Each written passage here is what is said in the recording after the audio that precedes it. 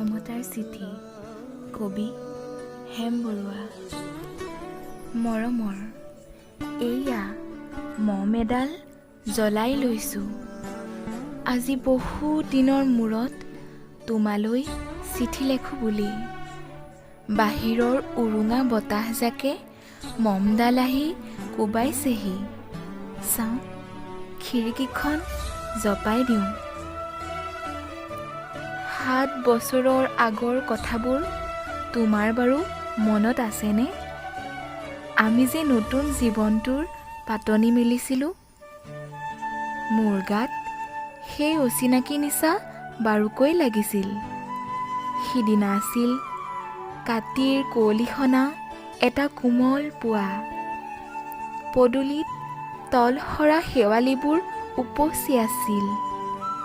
আৰু সন্ধিয়া মই তোমালোকৰ ঘৰলৈ নকৈ আহিবৰ দিনা আকাশৰ মেঘৰ মোহনাত হালধীয়া জোনটো নাওখন হৈ আমাক যে ৰিঙিয়াই মাতিছিল তৰাৰ দেশলৈ।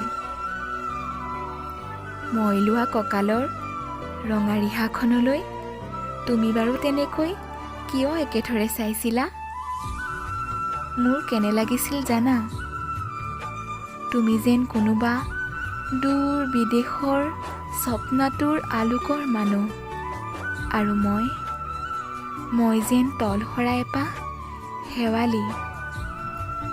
সেইদিনা মন সাগৰত মোৰ এৰি অহা আৰু আহি পোৱা অলেখ ঢৌৰ কঁপনি জাগিছিল। তোমাৰ জানো এইবোৰ কথা মনত নাই? আমাৰ দেউতাই যে চিঠিত লিখিছিল, আই তই নতুন ঘৰত হাঁহি মাতি থাকিবি।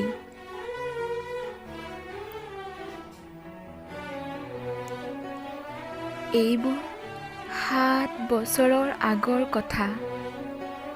মোৰ যে সকলোবোৰ পুৰাণৰ সাধু যেন লাগে। জেঠমহীয়া দেউতাৰ বছেৰেকীয়া হৈ গ'ল। তোমাৰ বাবুল এতিয়া বৰটো হৈছে। তাৰ ওপৰ পাৰিত এধানমানি ডালিম গুটি যেন দাঁত অকণি গজিছে। সি মোক একেবাৰে এৰিকে নিদিয়ে। কেতিয়াবা মোৰ যে ইমান খং উঠে, তুমি নাই নহয় সেইকাৰণে। সি বাৰু মোৰ বগা সাজযোৰলৈ এনেদৰে তধা লাগি চাই থাকে কিয়? তাৰ উপজাৰে পৰা এইযোৰ কাপোৰ চিনাকি, সেইকাৰণে নহয়। বাবুল এতিয়া বৰটো হৈছে বুজিছা, আৰু ডাঙৰ হ'লে স্কুলত তাক নাম লগাই দিম। স্কুলত থকা সময়খিনি মোৰ যে বুকুখন উদং হৈ থাকিব ভাই। আৰু কি লিখিম? বিশেষ একো নাই। মোৰে শপত, তুমি যিদিনা উলটি আহিবা মোক আগতীয়াকৈ জনাবা দেই। মই ভোকটোৱেদি ভটিয়াই গৈ বুঢ়া লুইতৰ বুকুৰ পৰা তোমাক ৰিঙিয়াই মাতিম। তুমি যিদিনা উলটি আহিবা মোক আগতীয়াকৈ জনাবলৈ নাপাহৰিবা দেই। মৰম ল'বা। ইতি তোমাৰ মমতা। পুনঃ এইবাৰ বুজিছা, মাঘৰ বিহুৰ মেজিৰ জুইকুৰা বৰ ৰঙাকৈ জ্বলিছিল। আমাৰ আইতাৰ কলি ছাগলীজনীৰ 2টা পোৱালি জগিছে। এটা সুত বগা আৰু আনটো পখৰা।